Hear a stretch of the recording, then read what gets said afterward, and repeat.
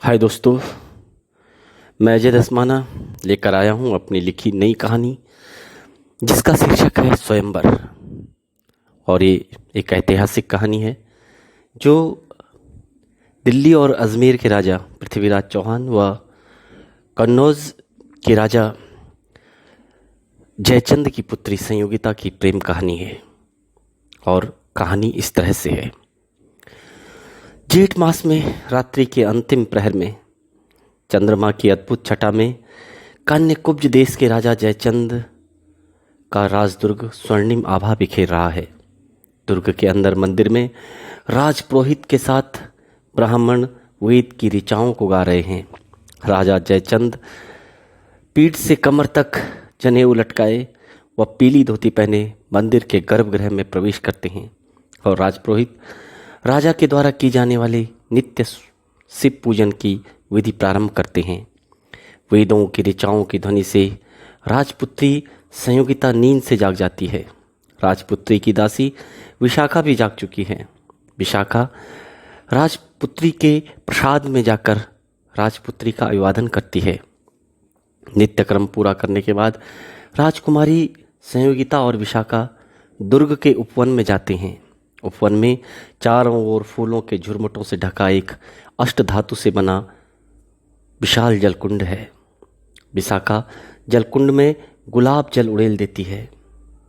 राजकुमारी धीरे धीरे जलकुंड में प्रवेश करती है। चंद्रमा का प्रकाश धीरे धीरे लुप्त हो रहा है।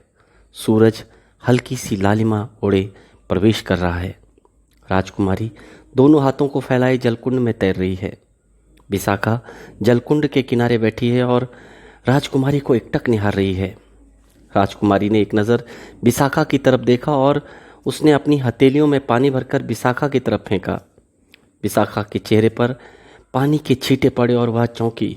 तभी राजकुमारी ने खिलखिलाते हुए विशाखा से कहा, मुझे ऐसे क्यों देख रही है? पहले कभी नहीं देखा क्या मुझे नहाते हुए? राजकुमारी की बात सुनकर विशाखा जलकुंड के पास आ गई और जलकुंड के किनारे को अपने एक हाथ से थामते हुए राजकुमारी से बोली, राजकुमारी, मैं तुम्हारे सौंदर्य में ऐसे डूब गई हूँ जैसे कोई योगी प्रभु की भक्ति में डूब जाता है। राजकुमारी, अष्टधातु से बने इस जलकुंड में लेटी तुम ब्रह्मा जी की श्रेष्ठ कृति जैसी लग रही हो। तुम्हारा अद्वितीय सौंदर्य इस सृष्टि में अतुलनीय है। विशाखा कहती जा रही थी और राजकुमारी उसे देखकर मंद मंद मुस्कुरा रही थी। कुछ ही देर में राजकुमारी जलकुंड से बाहर आई। विशाखा ने राजकुमारी को उसके वस्त्र दिए। राजकुमारी ने वस्त्र पहने और वे दोनों राजदुर्ग की तरफ चले गए। उसी दिन संध्या के समय राजदुर्ग के उपवन में एक खुले मैदान के बीचों बीच सतरंगी फुआरा चल रहा था और इस खुले मैदान के चारों ओर रंग बिरंगे फूल सुगंधित हो रहे थे। राजा जयचंद का सिंहासन मैदान के एक तरफ सजा था। राजा के सामंत अतिथियों व परिजनों के लिए आसन लगे थे। ग्रीष्म काल में रोज ही संध्या के समय उपवन के इस खुले मैदान में गीत संगीत का आयोजन होता था, जिसमें राजा, सामंत व राज परिवार के सदस्य शामिल होते थे। देश विदेश के कलाकार यहाँ अपनी प्रस्तुति देते थे। सूर्योदय होने को था। मंद मंद हवा बह रही थी। जब हवा उद्यान के फूलों को स्पर्श कर बहती तो उद्यान सुगंधित हो जाता। कुछ ही देर में राजा जयचंद अपने सामंतों व राज परिवार के सदस्यों के साथ संगीत सभा में पहुंचे। राजा राज सिंहासन पर विराजते हैं। तत्पश्चात सामंत और राज परिवार के सदस्य भी अपना स्थान ग्रहण करते हैं। राजकुमारी संयोगिता को गीत संगीत में बहुत रुचि है। वह रोज ही संगीत सभा में आती है। महाराज ने अपना एक हाथ उठाकर गीत संगीत शुरू करने का आदेश दिया। पहले कान्यकुब्ज के राज नर्तकी ने शास्त्रीय नृत्य प्रस्तुत किया। फिर अजय मेरू, जिसे अजमेर कहा जाता है, देश के कलाकारों ने वहाँ के पारंपरिक गीत व नृत्य प्रस्तुत किए। अंत में अजय मेरू के चारण ने एक गीत इस तरह से गाया, सिंह सी गर्जन उसकी, सीना चौड़ा पर्वत सा, ललाट पर स्वर्ण सी चमक उसकी, भुजाओं पर बल फौलाद सा। ओ सागर सधीर है, अर्जुन सबीर है, शत्रु का फन कुचलने वाला बाज, ओ है भारत का सिर मोर पृथ्वीराज। चारण अजय मेरू के सम्राट पृथ्वीराज चौहान की वीर गाथा गा रहा था और राजकुमारी संयोगिता भाव विभोर होकर चारण को सुन रही थी। चारण ने अपने गीत में पृथ्वीराज के रूप, यौवन, रण कौशल, न्याय, प्रियता की चर्चा की। राजकुमारी संयोगिता के मस्तिष्क में चारण का गीत रह रह कर उमड़ घुमड़ रहा था। चारण के गीत के आधार पर उसने अपने मस्तिष्क में पृथ्वीराज की एक छवि बना दी थी। चारण के गीत समाप्त होते ही संगीत सभा समाप्त हुई। महाराज जयचंद ने कलाकारों को उपहार दिए और फिर महाराज जयचंद, सामंत और राज परिवार के सभी सदस्य राजदुर्ग के अंदर चले गए। राजकुमारी कांत संयोगिता विशाखा के साथ अपने प्रसाद में आ गई। राजकुमारी सम्राट पृथ्वीराज चौहान की छवि में खो गई थी। वह अपने कक्ष में आंखें मूंदे लेट गई। विशाखा राजकुमारी के पैर दबाने लगी। राजकुमारी आंखें मूंदे मूंदे बार बार करवटें बदल रही थी। विशाखा असहज सी राजकुमारी को देख रही थी। आखिर विशाखा से रहा नहीं गया और उसने राजकुमारी से पूछ ही लिया, राजकुमारी, आपका स्वास्थ्य तो ठीक है ना? विशाखा की आवाज़ सुनकर राजकुमारी ने आंखें खोली और विशाखा की तरफ देखते हुए कहा, हाँ विशाखा, मैं ठीक हूँ। पर इतना कहकर राजकुमारी चुप हो गई। विशाखा ने फिर से राजकुमारी से पूछा, पर क्या राजकुमारी, बताओ ना, आज आप असहज क्यों हैं? कौन सी चिंता आपको दुखी कर रही है? विशाखा ने राजकुमारी की तरफ देखा। उस समय राजकुमारी के चेहरे से स्वर्णिम आभा बिखर रही थी। तभी राजकुमारी एक झटके से उठकर बैठ गई और आंखें मूंदे मूंदे राजकुमारी के मुंह से निकला, सम्राट पृथ्वीराज। इतना कहकर राजकुमारी ने धीरे धीरे आंखें खोली। राजकुमारी के मुंह से सम्राट पृथ्वीराज सुनकर विशाखा राजकुमारी के नजदीक आकर बैठ गई और राजकुमारी से बोली, राजकुमारी, आपने सम्राट पृथ्वीराज कहा? ओह राजकुमारी, मैंने सुना है कि सम्राट पृथ्वीराज तो भारतवर्ष के महान योद्धा हैं। वो एक कामदेव की भांति सुंदर हैं। उनकी भुजाओं में भीम जैसा बल है और वे अर्जुन की तरह पराक्रमी हैं।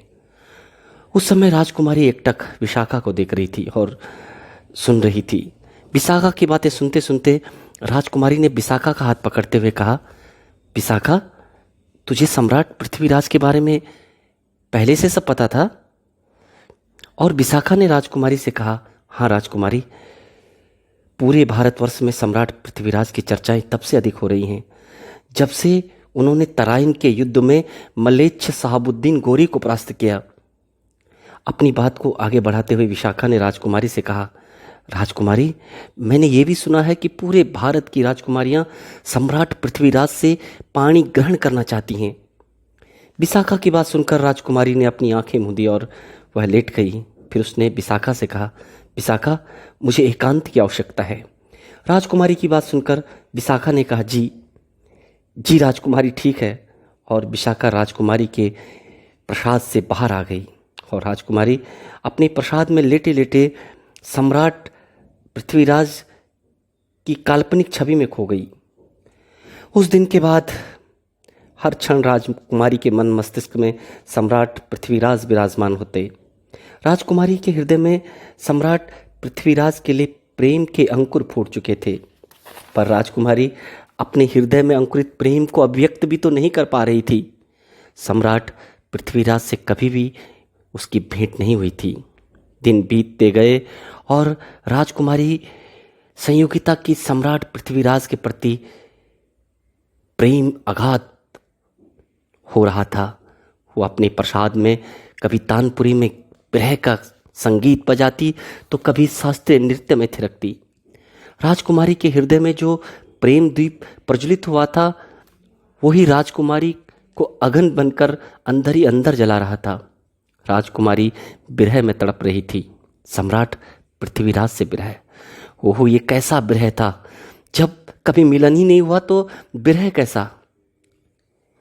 पर राजकुमारी अपना हृदय और मन सम्राट पृथ्वीराज को अर्पित कर चुकी थी। वो सम्राट पृथ्वीराज को बताना चाह रही थी कि उसने अपना सर्व उन्हें समर्पित कर दिया है। वो चाहें तो उसे स्वीकार करें या ठुकरा दें, पर वो कई मील दूर सम्राट से मिले भी तो कैसे मिले। विशाखा से राजकुमारी की ये हालत देखी नहीं जा रही थी। आखिर विशाखा से रहा नहीं गया और एक दिन उसने राजकुमारी से कहा, राजकुमारी आपको ये क्या हो गया है? हर समय खिलते फूल की तरह शोभायमान आपका मुखड़ा मुरझा क्यों रहा है? राजकुमारी, आप मुझे बताएं कि आपकी इस स्थिति का कारण क्या है। आपकी दासी होने के नाते हो सकता है मैं आपके लिए कुछ कर सकूं। विशाखा की बातें सुनकर राजकुमारी संयोगिता की आंखों में एक चमक उभरी। राजकुमारी ने विशाखा का हाथ पकड़ते हुए कहा, विशाखा तुम मेरा एक काम करेगी? और विशाखा ने राजकुमारी की तरफ विस्मय से देखते हुए कहा, कहिए राजकुमारी, आपकी ये दासी आपके लिए अपना जीवन तक न्यौछावर कर सकती है। विशाखा की बात सुनकर राजकुमारी ने उम्मीद भरी दृष्टि से विशाखा को देखते हुए कहा, विशाखा तुझे तो घुड़सवारी आती है ना? तू मेरा प्रेम संदेश सम्राट पृथ्वीराज तक पहुंचाने अजय मेरू जा सकती है। राजकुमारी की बात सुनकर विशाखा सक पकाते हुए बोली, राजकुमारी मैं? विशाखा की बात पूरी होने से पहले ही राजकुमारी ने विशाखा के कंधे पर हाथ रखते हुए कहा, हाँ विशाखा, तू मेरी विश्वास पात्र है ना? तेरे अतिरिक्त मैं किसी दूसरे को भेज भी तो नहीं सकती, अन्यथा पूरे राज्य में इस बात का ढिंढोरा पिट जाएगा। राजकुमारी की बात सुनकर विशाखा कुछ सोचने लगी। राजकुमारी उसे आशा भरी नजरों से देख रही थी। कुछ क्षण पश्चात विशाखा के चेहरे पर दृढ़ता छलक रही थी और उसने राजकुमारी से कहा, ठीक है राजकुमारी, मैं अजय मेरू जाने के लिए तैयार हूं। विशाखा ने इतना कहते ही राजकुमारी ने विशाखा को गले लगा दिया। अगले दिन प्रातःकाल विशाखा राजकुमारी का संदेश ले जाने अजय मेरू के लिए पुरुष वेश में सफेद अश्व में सवार होकर चली गई। राजकुमारी ने विशाखा को सहस्त्र स्वर्ण मुद्राएं देकर विदा किया। कई 100 मील दूरी तय करने के पश्चात विशाखा 4 दिन में अजय मेरू की राजधानी शाकंभरी पहुंची। वह कुछ क्षण के लिए सराय में रुकी और वहां उसने अपने पुरुष वेश को बदलकर वह पुनः स्त्री वेश में आ गई और उसके बाद वह दिन के तीसरे पहर में सम्राट पृथ्वीराज के दुर्ग की तरफ गई और वहां पहुंची। दुर्ग के मुख्य द्वार के बाहर पहुंचकर वह अपने घोड़े से उतरी। उसने एक नज़र सम्राट के विशाल दुर्ग पर डाली। फिर वह मुख्य द्वार के प्रहरी से मिली। विशाखा ने प्रहरी को बताया कि वह कान्यकुब्ज देश से आई है और सम्राट पृथ्वीराज के लिए कान्यकुब्ज की राजकुमारी संयोगिता का संदेश लाई है। प्रहरी ने विशाखा से कुछ क्षण इंतजार करने को कहा और फिर वह द्वारपाल के पास अनुमति लेने चला गया। प्रहरी ने द्वारपाल को सारी बातें बताई। द्वारपाल ने प्रहरी को बताया कि वह विशाखा को मुख्य द्वार पर बने अतिथि कक्ष में विश्राम करने को कहे और फिर द्वारपाल सम्राट के पास विशाखा से मिलने की अनुमति के लिए चला गया। संध्या का समय था। उस समय सम्राट पृथ्वीराज अपने उद्यान में टहल रहे थे। तराइन का युद्ध हुए 1 महीना बीत चुका था। सम्राट के मन में पूरे भारतवर्ष के राजाओं में एकता बनाने की योजना चल रही थी। सम्राट पृथ्वीराज सोच रहे थे कि सभी राजा अगर एक छत्र के नीचे आ जाएं तो मलेच्छों की भारतवर्ष पर आक्रमण करने का साहस नहीं होगा। सम्राट पृथ्वीराज अपने ख्यालों में खोए थे कि द्वारपाल ने उनके करीब आकर अभिवादन करते हुए कहा, सम्राट की जय हो। सम्राट के ख्यालों का क्रम टूटा। सम्राट ने चौंकते हुए द्वारपाल की तरफ देखते हुए कहा, कहो सुमंत।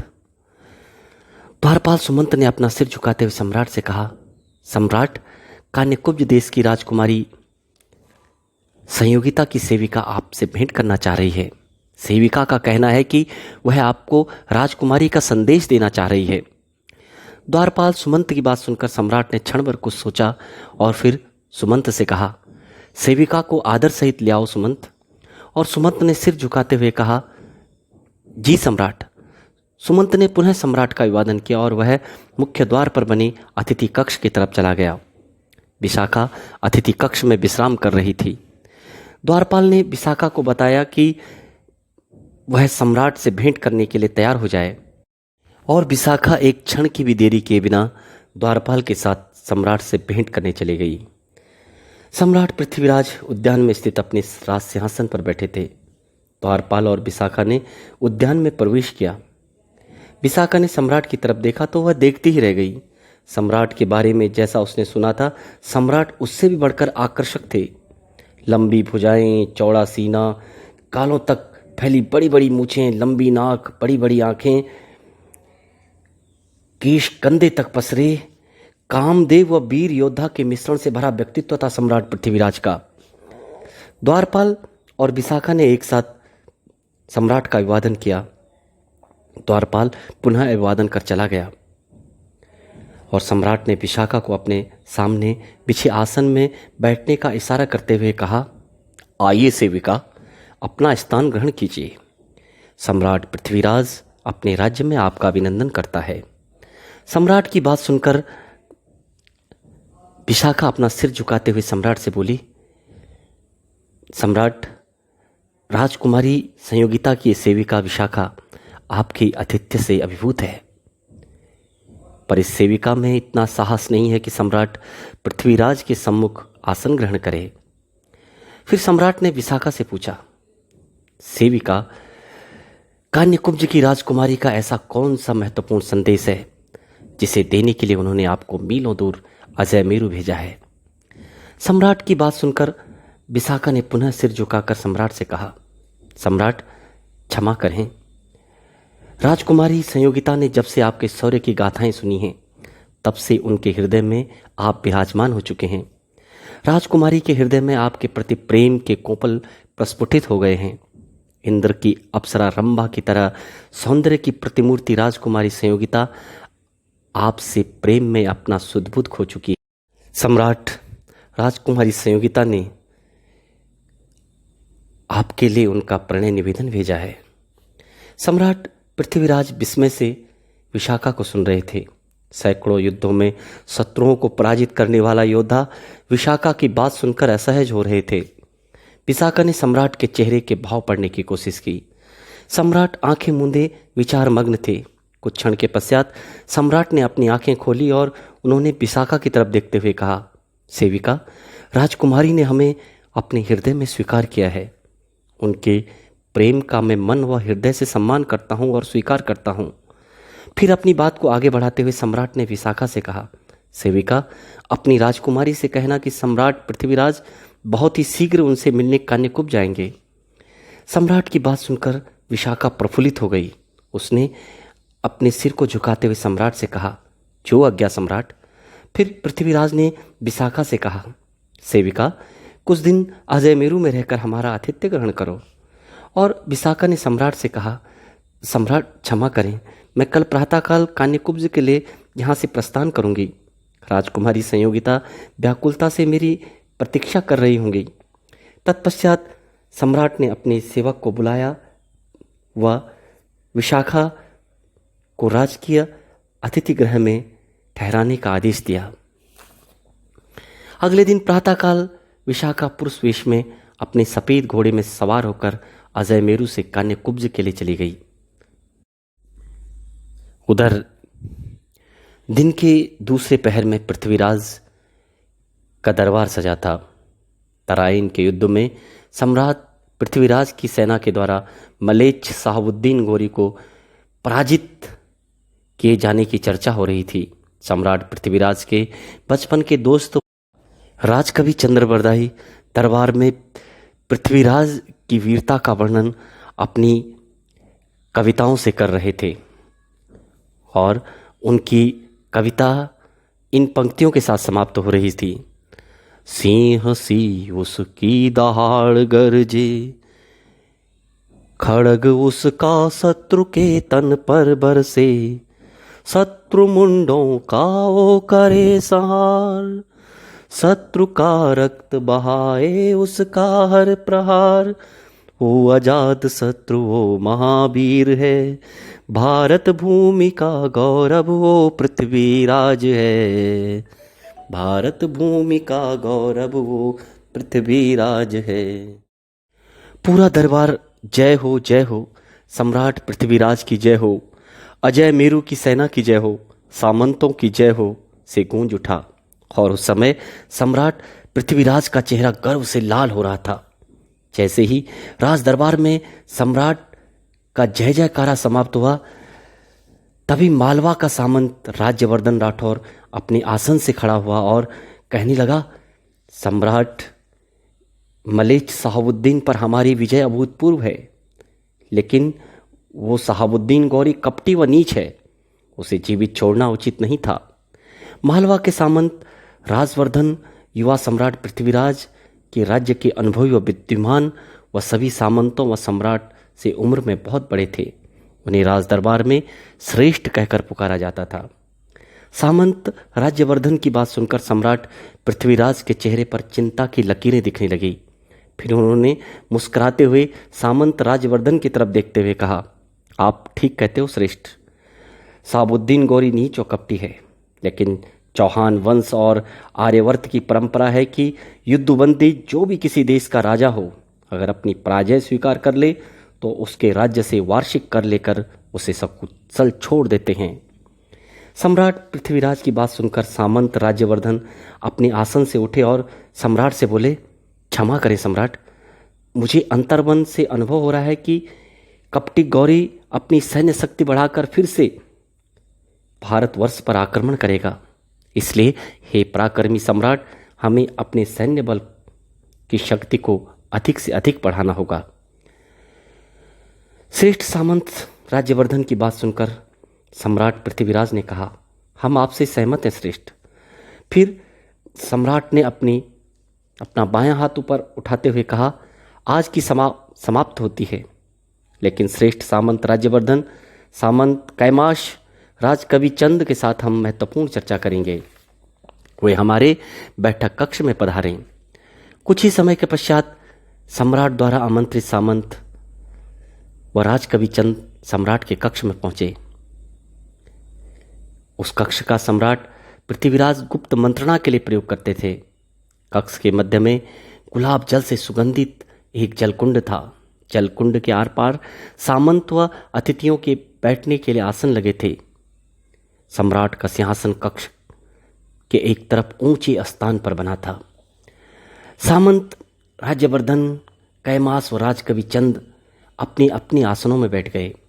कुछ क्षण पश्चात सम्राट ने कक्ष में प्रवेश किया। सभी महानुभाव सम्राट के सम्मान में खड़े हो गए। सम्राट अपने सिंहासन में बैठ गए। तत्पश्चात सभी महानुभावों ने अपना स्थान ग्रहण किया। बैठक कक्ष में कुछ क्षण तक मौन रहा। सम्राट पृथ्वीराज आंखें मूंदे कुछ सोच रहे थे। सम्राट के बचपन के मित्र और राजकवि चंद ने अपने आसन से उठकर सम्राट का अभिवादन करते हुए कहा, क्षमा करें सम्राट, आज आप चिंतित लग रहे हैं। राजकवि चंद की बात सुनकर सम्राट ने अपनी पलकें खोली और उन्होंने कहा, हाँ चंद, मैं आज अंतर्द्वंद में झगड़ा हूँ। सम्राट ने अपनी बात पूरी भी नहीं की थी कि उनके बचपन के दोस्त राजकवि चंद ने सम्राट से पूछा, कैसा अंतर्द्वंद सम्राट? और सम्राट ने सामंत राज्यवर्धन की तरफ देखते हुए कहा, श्रेष्ठ, कल संध्या के समय कान्यकुब्ज की राजकुमारी संयोगिता की सेविका ने हमसे भेंट की थी। सेविका राजकुमारी का हमारे लिए संदेश लेकर आई थी। इतना कहकर सम्राट चुप हो गए। तभी सामंत राज्यवर्धन ने सम्राट से कहा, कैसा संदेश सम्राट? और सम्राट ने एक लंबी सांस खींचते हुए कहा, राजकुमारी कांतिमयी हमसे प्रणय सूत्र में बंधना चाहती है। उनको हमसे अगाध प्रेम हो चुका है और हमने राजकुमारी की सेविका को वचन दिया है कि हम राजकुमारी से मिलने कान्यकुब्ज आएंगे। सम्राट की बात सुनकर सामंत राज्यवर्धन के मुख पर चिंता की लकीरें तैरने लगी। राजकवि चंद के कवि हृदय में श्रृंगार रस के भाव अंकुरित होने लगे। सामंत कैमास के मन में सम्राट और राजकुमारी के प्रणय हेतु योजनाएं चलने लगी और सामंत कैमास ने आसन से उठते हुए सम्राट का अभिवादन किया और वह सम्राट से बोला, सम्राट की जय हो। सम्राट, आपने वचन दिया है तो चौहान वंश की परंपरा है कि वे अपने वचन के पालन के लिए अपने प्राणों को न्यौछावर भी करना पड़े तो प्रसन्नता से प्राण न्यौछावर कर देते हैं। कैमास की बातें सुनकर सम्राट ने उससे पूछा, कैमास, तुम ही बताओ अब हमें क्या करना चाहिए। और कैमास ने अपनी लंबी लंबी मूंछों पर ताव देते हुए कहा, सम्राट, अजयमेरु के दूत द्वारा राजा जयचंद को राजकुमारी संयोगिता से आपके विवाह का प्रस्ताव भेजा जा सकता है। सामंत कैमास की बात सुनकर सम्राट ने श्रेष्ठ की ओर देखा। श्रेष्ठ के मुख पर चिंता झलक रही थी। श्रेष्ठ विचारमग्न थे। सम्राट ने श्रेष्ठ की तरफ देखते हुए कहा, श्रेष्ठ, आपका सामंत कैमास के सुझाव पर क्या विचार है। सम्राट की बात सुनकर श्रेष्ठ के विचारों का क्रम टूटा और श्रेष्ठ सामंत राज्यवर्धन ने सम्राट पृथ्वीराज से कहा, हे पराक्रमी सम्राट, सामंत कैमास से मेरा सहमत या असहमत होना महत्वपूर्ण नहीं है। मैंने राजा जयचंद के बारे में सुना है कि वो जिद्दी व अड़ियल स्वभाव के हैं। वे अत्यधिक अहंकारी व निकृष्ट प्रवृत्ति के इंसान हैं। हे सम्राट, मैं इस बात को लेकर चिंतित हूं कि अगर राजा जयचंद ने अजयमेरु के प्रस्ताव को अस्वीकार कर दिया तो वैमनस्य बढ़ जाएगा और भारत भूमि इस समय मलेच्छ साहबुद्दीन गौरी की वक्र दृष्टि पर है। हमारी आपस की लड़ाई का लाभ आक्रांता साहबुद्दीन न उठा ले। सम्राट श्रेष्ठ की बातों को ध्यान से सुन रहे थे। वे आंखें मूंदे मूंदे विचारमग्न हो गए।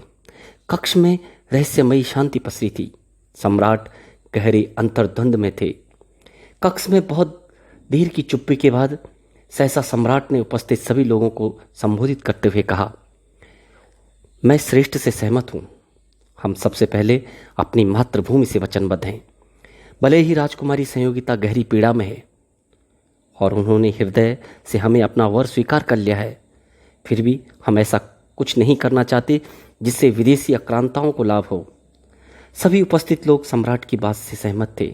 फिर सम्राट ने बैठक समाप्ति की घोषणा कर दी। उधर विशाखा 5 दिन के पश्चात कान्यकुब्ज पहुंची। वह सीधे राजदुर्ग में राजकुमारी के प्रसाद में राजकुमारी से मिलने पहुंची। सम्राट पृथ्वीराज के प्रेम में राजकुमारी व्याकुल थी। वो कई दिनों से विशाखा का इंतजार कर रही थी। आज भी राजकुमारी अपने कक्ष में झूले पर लेटी थी और एक सेविका हल्का हल्का झूला झुला रही थी और राजकुमारी एकटक अपने कक्ष के बाहर देख रही थी। अपने कक्ष के बाहर देखते देखते सहसा राजकुमारी के चेहरे पर एक हल्की सी मुस्कान आई और उसके चेहरे पर हल्की सी लालिमा तैरने लगी। राजकुमारी झूले से उतर कर कक्ष से बाहर द्वार पर पहुंचकर जोर से आवाज देते हुए बोली, विशाखा। राजकुमारी के प्रसाद की तरफ आ रही विशाखा राजकुमारी की आवाज सुनकर दौड़कर राजकुमारी के पास पहुंची और विशाखा राजकुमारी का अभिवादन करती उससे पहले राजकुमारी ने विशाखा को गले लगा दिया। विशाखा से गले लगते ही राजकुमारी की आंखों से आंसुओं की धार बहने लगी। राजकुमारी की आंखों से बहने वाले आंसू प्रसन्नता के आंसू थे। विशाखा के त्याग के प्रति कृतज्ञता व्यक्त कर रहे थे आंसू। सम्राट के प्रेम से उपजे मन की तड़प के उद्गम थे आंसू। राजकुमारी की आंखों से आंसू बह रहे थे और विशाखा के मुंह से निकला, राजकुमारी। राजकुमारी ने विशाखा को अपनी बाहों से मुक्त किया और फिर वो विशाखा से बोली, कहो विशाखा, कैसी हो तुम। विशाखा, तुम सम्राट से मिली हो क्या। सम्राट कैसे हैं। विशाखा, मेरे लिए कुछ संदेश दिया है सम्राट ने। विशाखा ने बाएं हाथ की उंगलियों से राजकुमारी के आंसू पोंछते हुए कहा, मैं ठीक हूँ राजकुमारी, मैंने सम्राट तक आपका संदेश पहुंचा दिया है। सम्राट ने कहा है कि उन्होंने आपका प्रणय निवेदन स्वीकार कर लिया है और वे शीघ्र ही कान्यकुब्ज जाकर महाराजा जयचंद से आपका हाथ मांगेंगे। जैसे जैसे विशाखा कहती जा रही थी वैसे वैसे राजकुमारी के चेहरे के भाव बदल रहे थे। उस समय राजकुमारी का मुख कुमुदनी के फूल की तरह खिलने लगा था। जैसे ही विशाखा ने अपनी बात समाप्त की, राजकुमारी शास्त्रीय नृत्य करने लगी। राजकुमारी नृत्य कर रही थी और तभी बरखा की फुहारें आसमान से झरने लगी। राजकुमारी अपने कक्ष के बाहर आकर अपने प्रसाद के आंगन में खुले आसमान के नीचे बरखा की फुहारों के साथ नृत्य कर रही थी। वो बहुत खुश थी और विशाखा उसे देखती जा रही थी। सावन का मास शुरू हो चुका था।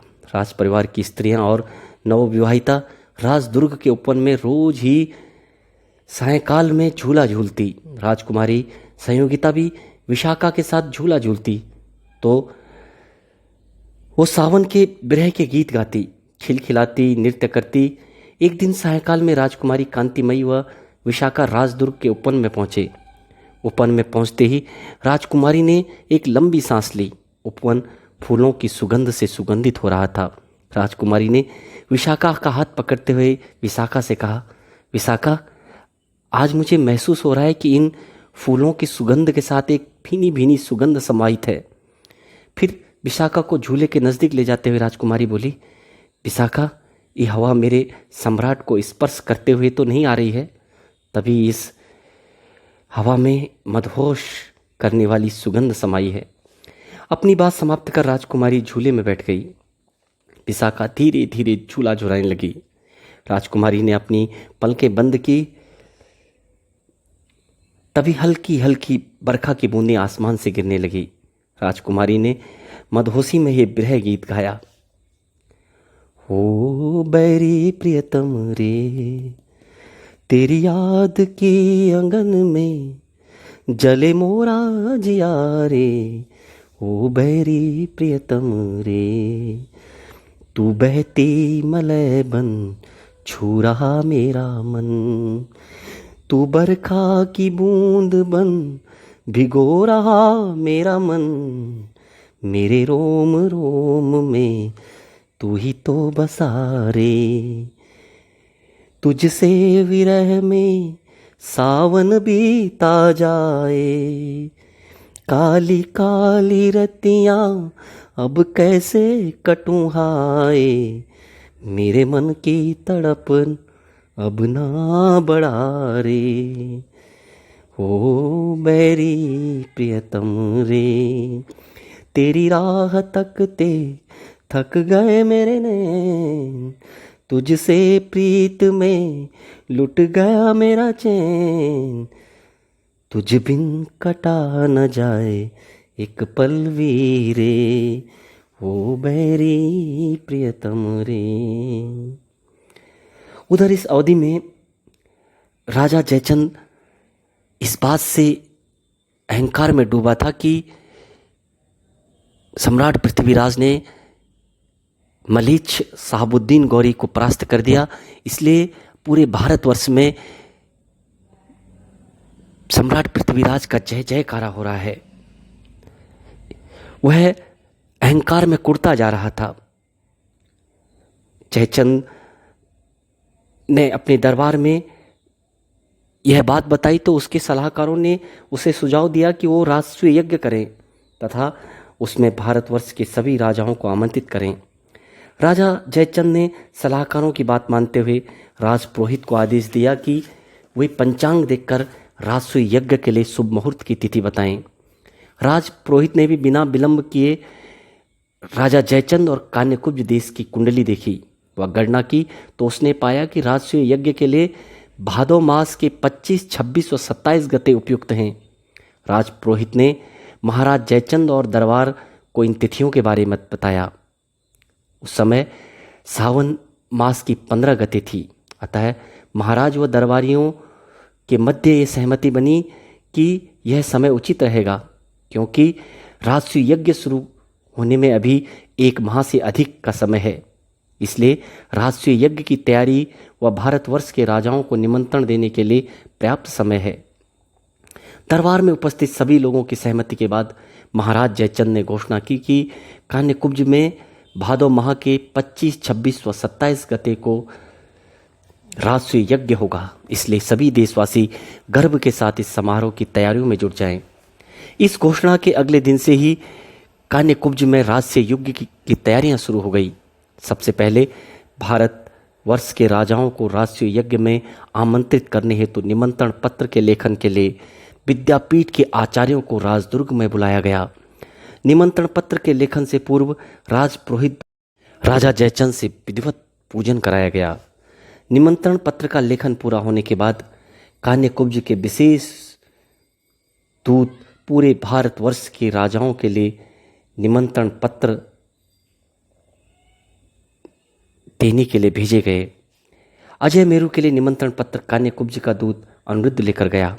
कान्यकुब्ज से 5 दिन की यात्रा के पश्चात अनिरुद्ध सम्राट पृथ्वीराज के दुर्ग के बाहर पहुंचा। सम्राट पृथ्वीराज का दरबार सजा था। द्वारपाल ने सम्राट को सूचना दी कि कान्यकुब्ज का दूत सम्राट से भेंट करना चाह रहा है। सम्राट ने द्वारपाल को अनिरुद्ध को दरबार में आने की अनुमति दे दी। कान्यकुब्ज के राजदूत अनिरुद्ध ने सम्राट पृथ्वीराज के राजदरबार में पहुंचकर सम्राट का अभिवादन किया। सम्राट ने अनिरुद्ध से कहा, कहो राजदूत, कान्यकुब्ज में सब सकुशल से तो है ना? राजदूत ने अपना सिर झुकाते हुए सम्राट से कहा, जी सम्राट। फिर सम्राट पृथ्वीराज ने अपनी मूंछों पर ताव देते हुए राजदूत से कहा, अपना अजय मेरू आने का मंतव्य बताएं राजदूत। सम्राट की बात सुनकर अनिरुद्ध ने सिर झुकाया व अपने दोनों हाथों पर राष्ट्रीय यज्ञ का निमंत्रण पत्र लेकर उसने सम्राट से कहा, सम्राट, कान्यकुब्ज के महाराज जयचंद ने राष्ट्रीय यज्ञ में आपको व आपके सामंतों के लिए आमंत्रण भेजा है। राजदूत की बात सुनकर सम्राट हल्के से मुस्कुराए, जबकि उपस्थित सामंत आपस में कानाफूसी करने लगे। तभी सामंत कैमास अपने स्थान से खड़े हुए और उन्होंने सम्राट से कहा, सम्राट, भारतवर्ष में अनेकों स्वतंत्र व अपराज्य राजा हैं, फिर राजा जयचंद का राष्ट्रीय यज्ञ करने का क्या औचित्य है? सम्राट ने कैमास की बात का कोई जवाब नहीं दिया। वह श्रेष्ठ सामंत राज्यवर्धन की तरफ देखने लगे। राज्यवर्धन ने कहा, सम्राट, वर्तमान संदर्भ में राष्ट्रीय यज्ञ करने का तात्पर्य विदेशी आक्रांताओं के विरुद्ध एकजुट होने से हो सकता है। इसलिए सम्राट, आप राजा जयचंद के निमंत्रण को स्वीकार कर लें। सम्राट ने राज दरबार में उपस्थित अन्य सामंतों की तरफ देखा, लेकिन सभी सामंतों का कहना था कि चूंकि सम्राट पृथ्वीराज ने मलेच्छ साहबुद्दीन गौरी को परास्त किया है, इसलिए विदेशी आक्रांताओं के विरुद्ध होने वाले युद्धों का नेतृत्व सम्राट पृथ्वीराज ही करें तो बेहतर है। आखिर सम्राट के दरबार में यह तय हुआ कि भारतवर्ष में अनेक राजा अपराज्य व स्वतंत्र हैं, इसलिए राजा जयचंद का राष्ट्रीय यज्ञ अनुचित है। और कान्यकुब्ज के राजदूत को यह बताया गया कि सम्राट पृथ्वीराज राजा जयचंद के निमंत्रण को अस्वीकार करते हैं। उधर कान्यकुब्ज में राष्ट्रीय यज्ञ की जोर शोर से तैयारियां चल रही थी। राजा जयचंद ने साथ ही यह भी घोषणा कर दी कि उसी दिन राष्ट्रीय यज्ञ के अंतिम दिन राजकुमारी संयोगिता का स्वयंवर भी होगा। भारतवर्ष के राजाओं को निमंत्रण देने के लिए भेजे गए कान्यकुब्ज के राजदूत अपना कार्य कर कान्यकुब्ज पहुंचने लगे थे। वह राजा जयचंद के राजदरबार में राजाओं द्वारा निमंत्रण स्वीकार किए जाने की जानकारी दे रहे थे। साथ ही राजदूत अनिरुद्ध भी कान्यकुब्ज पहुंच चुका था। जब उसने राजदरबार में यह बताया कि अजय मेरू व दिल्ली के सम्राट पृथ्वीराज ने राजा जयचंद के राष्ट्रीय यज्ञ में निमंत्रण को अस्वीकार कर दिया है, तो राजा जयचंद कुपित हुआ। आवेश में आकर उसने दरबार में घोषणा की कि राष्ट्रीय यज्ञ के मंडप के बाहर पृथ्वीराज की लोहे की प्रतिमा प्रहरी के वेश में लगाई जाए। राजा जयचंद की घोषणा से संयोगिता बहुत दुखी हुई। वो उसी दिन रात्रि को राजा जयचंद के प्रसाद में उनसे मिलने राजकुमारी को देखकर राजा जयचंद ने राजकुमारी से कहा, आओ संयोगिता बेटी, राष्ट्रीय यज्ञ का कन्या पूजन की व्यवस्था तुम्हारी देखरेख में है, तुम्हें स्मरण है ना? राजकुमारी ने राजा जयचंद के चरण स्पर्श करते हुए कहा, प्रणाम पिताजी। फिर राजा जयचंद के सम्मुख आसन में बैठते हुए वो बोली, जी पिताजी, मुझे स्मरण है। फिर राजा जयचंद ने उठकर अपनी बेटी के सिर पर हाथ रखते हुए कहा, ठीक है बेटी, राष्ट्रीय यज्ञ को भव्य बनाने के लिए तुम्हारा कोई सुझाव है तो बताओ। राजकुमारी ने कुछ सोचते हुए कहा, पिताजी, आप जैसे दूरदर्शी और विद्वान के दिशा निर्देश में राष्ट्रीय यज्ञ की तैयारी भव्य हो रही है। पर राजकुमारी इतना कहकर चुप हो गई। पर क्या बेटी, कोई कमी रह गई है क्या? राजा जयचंद ने व्यग्रता से पूछा। इतना कहकर राजकुमारी चुप हो गई और राजा जयचंद ने व्यग्रता से राजकुमारी से पूछा, पर क्या बेटी, कोई कमी रह गई है क्या? राजकुमारी ने डरते डरते हुए राजा जयचंद से कहा, पिताजी, सम्राट पृथ्वीराज की प्रतिमा को प्रहरी की भांति लगाना क्या उचित है? राजकुमारी की बात सुनकर राजा जयचंद की भ्रुकुटियां तन गई। वो क्रोध में फुफकारते हुए बोले, संयोगिता, पृथ्वीराज ने हमारे निमंत्रण को अस्वीकार कर हमारा अपमान किया है। तुम्हारा उसके प्रति सद्भावना से हमें कष्ट हुआ। राजा जयचंद का रौद्र रूप देखकर संयोगिता भय से कांपने लगी। फिर साहस करते हुए उसने कहा, पर पिताजी, पृथ्वीराज भी एक राजा हैं, उनका अपमान अनुचित है। संयोगिता ने इतना कहा और राजा जयचंद ने उसे डांटते हुए कहा, संयोगिता। फिर राजा चंद ने अपनी पलकें बंद कर दी और संयोगिता से कहा, संयोगिता, हमें एकांत की आवश्यकता है। और संयोगिता ने राजा जयचंद के चरण स्पर्श किए और वह अपने प्रसाद में चली गई। उधर अजयमेरू में सम्राट पृथ्वीराज को उनके राज दरबार में गुप्तचरों ने जानकारी दी कि राजा जयचंद सम्राट से कुपित है और वह सम्राट का अपमान कर रहा है तथा राष्ट्रीय यज्ञ के अंतिम दिन राजकुमारी संयोगिता का स्वयंवर होगा, जिसमें राजकुमारी उपस्थित राजाओं में से किसी एक को वरमाला पहनाएगी। गुप्तचर की बातें सुनकर सम्राट पृथ्वीराज की भुजाएं फड़कने लगी। सामंत कैमास ने सम्राट को सुझाव दिया कि कान्यकुब्ज पर आक्रमण कर राजा जयचंद को बंदी बनाया जाए। सभी सामंतों के विचार विमर्श के पश्चात यह तय हुआ कि अजयमेरू के 100 वीर योद्धा व सामंत सम्राट के साथ कान्यकुब्ज जाएंगे और वहां जाकर राजकुमारी को सम्राट अपने साथ अजयमेरू लेके आएंगे।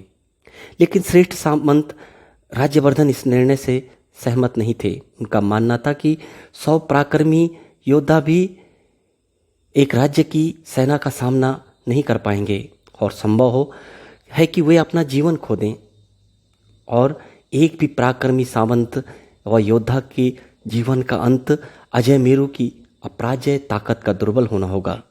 पर श्रेष्ठ सामंत राज्यवर्धन की एक नहीं सुनी गई। भादो मास के 15 गते प्रातःकाल अजयमेरू से सम्राट पृथ्वीराज अपने 100 पराक्रमी योद्धा व सामंतों व उनके सेवकों के साथ अलग अलग समूह में कान्यकुब्ज के लिए रवाना हुए। भादो मास के 21 गते प्रातःकाल वे लोग कान्यकुब्ज पहुंचे। वहां पहुंचकर सामंत व उनके सेवक अलग अलग सरायों में विश्राम के लिए रुक गए। पर सम्राट पृथ्वीराज का मन संयोगिता के दर्शन करने को हो रहा था। सम्राट अपने बचपन के साथी चंद के साथ ग्वाला की वेश में नगर भ्रमण को निकल गए। सम्राट व चंद ने पूरे नगर का अवलोकन किया। उन्हें गुप्तचरों ने जानकारी दी कि राजकुमारी कांतिमयी को गंगा के किनारे स्थित राजमहल में रखा गया है, जहां राजकुमारी अपनी सेविका विशाखा के साथ रह रही है। अगले दिन प्रातःकाल सम्राट ग्वाले के वेश में दूध की बड़ी सी मटकी को लेकर राजकुमारी के महल के द्वार पर पहुंचे। प्रहरी ने ग्वाले रूपी सम्राट को महल के अंदर जाने से रोका। सम्राट ने प्रहरी को बताया कि राजकुमारी की सेविका ने राजकुमारी के लिए उससे गिर गाय का दूध लाने को कहा है। सम्राट की बात सुनकर प्रहरी राजमहल के अंदर गया और विशाखा को अपने साथ महल के द्वार तक लाया। विशाखा ने जैसे ही ग्वाले को देखा तो ग्वाले ने अपनी मूंछों पर ताप दिया और विशाखा को यह समझने में एक भी क्षण नहीं लगा कि जो ग्वाले के भेष में है वो वास्तव में सम्राट पृथ्वीराज है। विशाखा ग्वाला रूपी सम्राट को अपने साथ राजमहल के अंदर ले गई। वे सीधे राजकुमारी के कक्ष की तरफ गए। राजकुमारी अपने कक्ष में तानपुरी पर प्रिय गीत गा रही थी। गीत गाते गाते आंसू की एक धार राजकुमारी के गालों पर लुढ़क रही थी। सम्राट ने कक्ष के बाहर से ही एक झलक राजकुमारी को देखा और वे देखते ही रह गए। राजकुमारी ऐसे लग रही थी जैसे स्वर्ण धातु से उकेरी गई कोई प्रतिमा हो।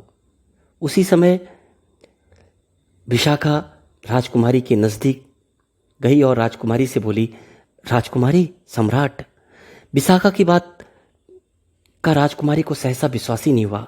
उसने सम्राट की तरफ दृष्टि उठाकर देखी तो उसे विश्वास ही नहीं हो रहा था कि जैसी छवि उसने सम्राट की अपनी कल्पनाओं में बनाई थी, सम्राट तो बिल्कुल वैसे ही हैं। राजकुमारी अपने तन और मन पर नियंत्रण खो चुकी थी। वो दौड़कर सम्राट के करीब गई और उनसे बेल की भांति लिपट गई। आज वो अपना अस्तित्व सम्राट में समाहित करना चाह रही थी। राजकुमारी ने रुंधे गले से सम्राट से कहा, सम्राट आप आ गए? और सम्राट ने राजकुमारी के केसों को अपने हाथ से सहलाते हुए कहा, हाँ, वचन जो दिया था। और राजकुमारी ने शिकायत भरे लहजे में सम्राट से कहा, बहुत देर करती, अगर आज ना आते तो मैं गंगा मैया में समा जाती। राजकुमारी की बात सुनकर सम्राट ने राजकुमारी को अपने से अलग किया और अपने हाथों से राजकुमारी के आंसुओं को पूछते हुए राजकुमारी से कहा, राजकुमारी, फिर हम तुम्हारे बिना कैसे जीते? सम्राट ने इतना कहा और राजकुमारी पुनः सम्राट से लिपट गई। दिन के पूरे दोपहर तक सम्राट राजकुमारी के महल में रहे। कन्याकुब्ज में राशि यज्ञ के लिए 100 बीघा खुले स्थान पर एक विशाल पांडाल बनाया गया और पांडाल के अंदर एक भव्य मंडप बनाया गया। मंडप को सुगंधित पुष्पों से सजाया गया था। अतिथि राजाओं के सिंहासन बहुमूल्य रत्नों से सजाए गए। पूरे पांडाल में रंग बिरंगी कालीनें बिछी थी। पांडाल के एक तरफ राजकुमारी के स्वयंवर के लिए मंडप सजाया गया था। पांडाल के मुख्य द्वार पर प्रहरी के रूप में सम्राट पृथ्वीराज की लोहे की प्रतिमा लगाई गई थी। भादव की 25 गते को ब्रह्म मुहूर्त पर वेदों की ऋचाओं के साथ राजा जयचंद का राष्ट्रीय यज्ञ शुरू हुआ। 1100 वेद पाठी ब्राह्मण जब एक स्वर में वेदों की ऋचाओं को गाते तो वहां उपस्थित जनसमूह आह्लादित हो जाता। इस राष्ट्रीय यज्ञ के साक्षी आर्यवर्त के अधिकांश राजा थे। राष्ट्रीय यज्ञ में कई प्रकार के फलों का रस, 52 प्रकार के शाकाहारी व्यंजन, शुद्ध घी से बनी मिठाइयाँ अतिथियों को परोसी जा रही थी। 2 दिन तक राष्ट्रीय यज्ञ निर्विघ्न चला।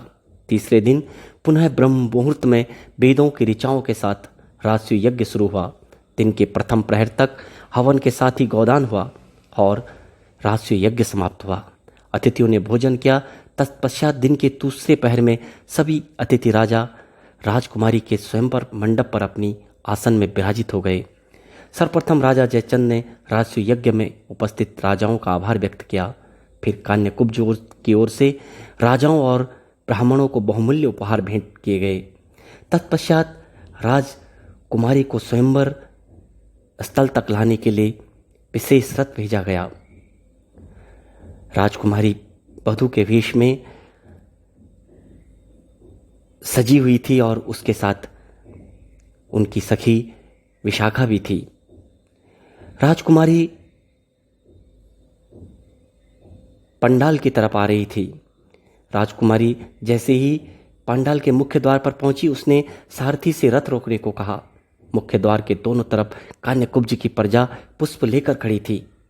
राजकुमारी अपने हाथ में एक फूलों की माला लेकर रथ से उतरी व मुख्य द्वार पर लगी सम्राट पृथ्वीराज की प्रतिमा की ओर बढ़ी।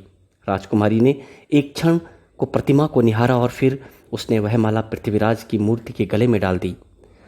तभी भीड़ को चीरता हुआ, हाथ में तलवार लहराते हुए सफेद घोड़े में एक घुड़सवार राजकुमारी के सामने आकर खड़ा हो गया। राजकुमारी ने घुड़सवार की तरफ अपनी दृष्टि दौड़ाई। घुड़सवार ने अपनी मूंछों पर ताव दिया तो राजकुमारी मंद मंद मुस्कुराई। फिर घोड़े में बैठे ही घुड़सवार ने अपना एक हाथ राजकुमारी की तरफ बढ़ाया। राजकुमारी ने घुड़सवार का हाथ पकड़ा और घुड़सवार ने पलक झपकते ही राजकुमारी को घोड़े पर बिठा दिया और बिना एक क्षण गवाए उसने घोड़ा मोड़ा और वायु की गति से पांडाल से दूर चला गया। वहां उपस्थित सभी लोग हक्के बक्के हो गए थे और तभी विशाखा के मुंह से निकला, सम्राट पृथ्वीराज।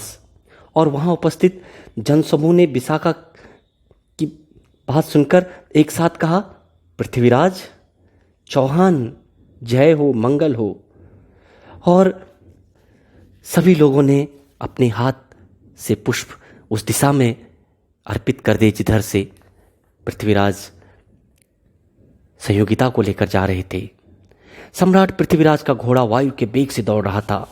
बिना रुके और बिना तके सम्राट पृथ्वीराज राजकुमारी संयोगिता को लेकर दिल्ली पहुंचे, जहां सम्राट का राजकुमारी के साथ गंधर्व विवाह हुआ। दोस्तों, ये कहानी समाप्त होती है। धन्यवाद।